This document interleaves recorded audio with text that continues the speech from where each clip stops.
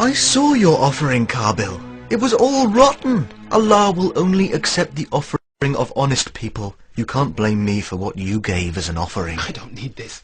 I really don't need this. How I hate you. You don't hate me, Qabil. You only hate yourself. You. It's all about you, isn't it? The only time I'll get any peace is when you're good and dead. If you want to kill me, go ahead, but I won't fight you. You hypocrite. You act so innocent when you're the one who's turning the family against me. Take my sins and your own to the fire. This will be your punishment for your evil actions. That's it. I've had it with you. Shut up forever!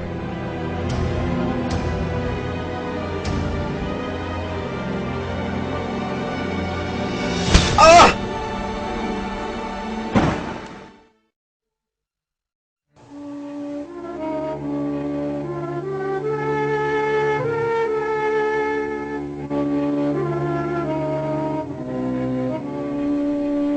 Oh God, what have I done?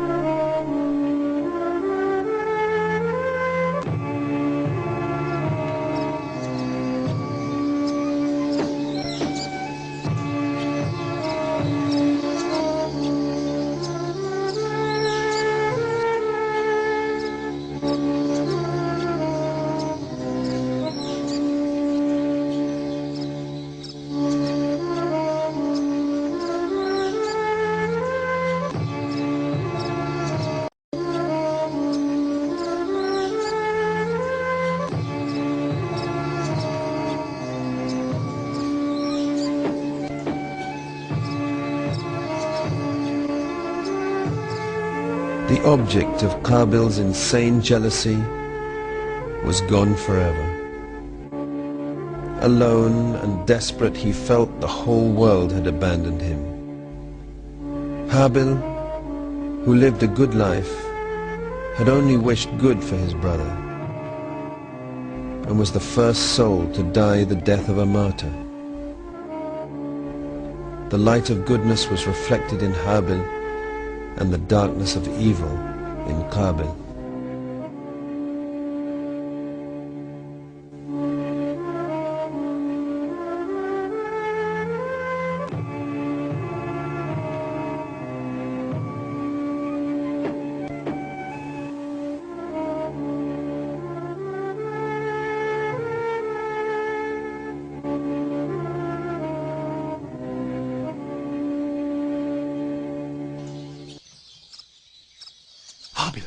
Habil, wake up! Wake up! Do you hear me? Stop joking. It's not funny anymore. Habil? My God, what have I done?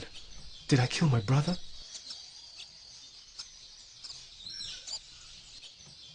The shock of what Qabil has done begins to dawn on him. Scared and alone, he grows desperate as thoughts of his father begin to gnaw at him. He plots and plans for the longest of times, trying to put together a convincing lie to tell his father.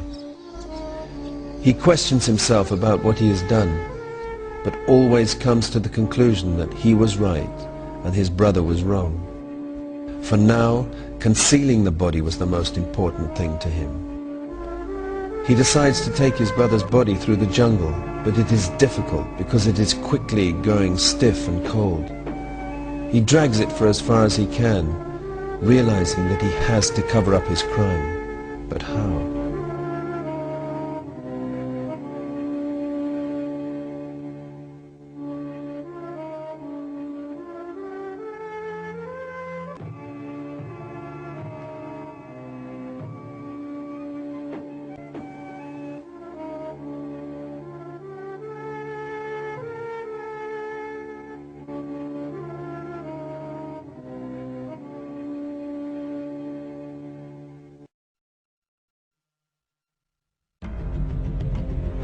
When night falls, it usually hides its beauty.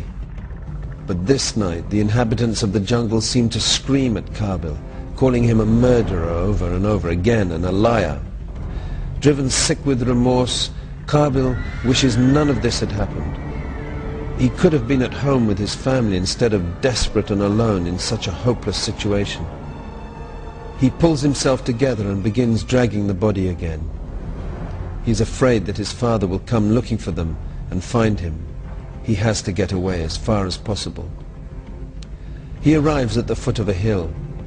By now he is sick and nauseous. The welcoming jungle where he has grown up now seems like a cage closing in on him.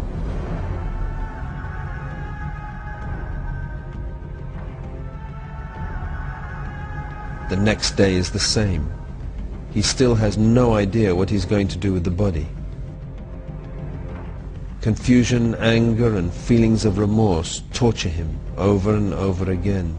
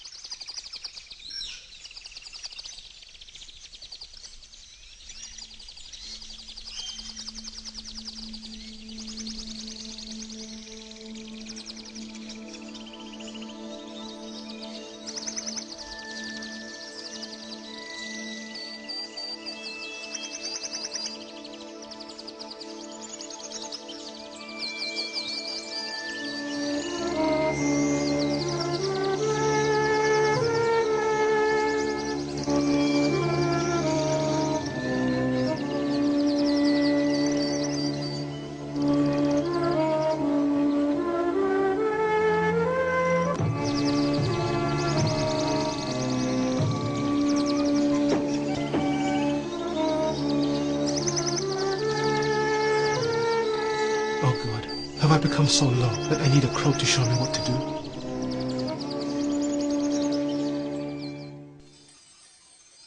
Qabil buries his brother at the foot of the hill. He is relieved but sorrowful that he has to leave his brother there alone. He knows that he can never go home again and that he has lost both a brother and family. If he went back, what explanation could he give his father? He has to leave, and that is all there is to it.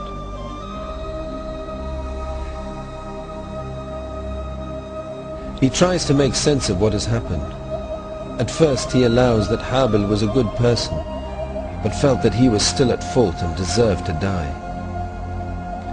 He convinces himself that he had given Habil enough warnings, and that it was his own fault what happened. Yes, Qabil was justified in what he did.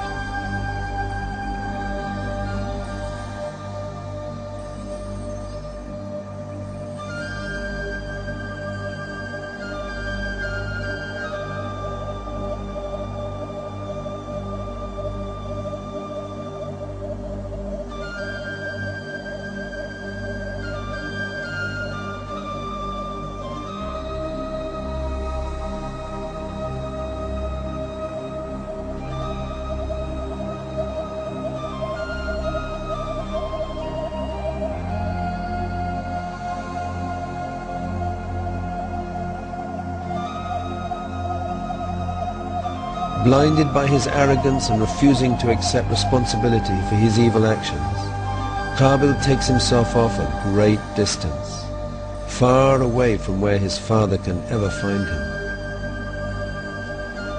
Qabil was the first person to commit murder, and his legacy has lived on throughout history.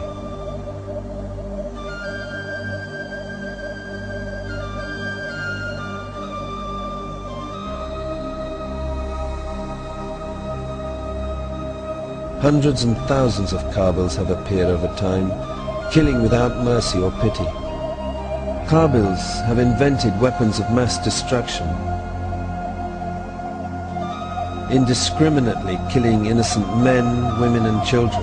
Each one convinces themselves that they act in the name of righteousness and truth.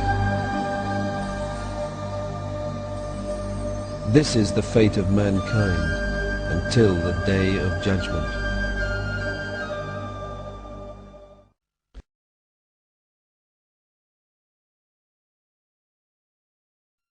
بسم الله الرحمن الرحيم واتل عليهم نبأ ابني آدم بالحق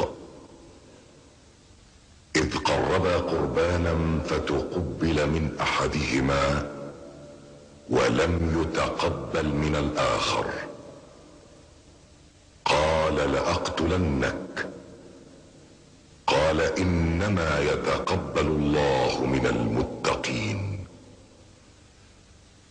لئن بسطت إلي يدك لتقتلني ما أنا بباسط يدي إليك لأقتلك إني أخاف الله رب العالمين.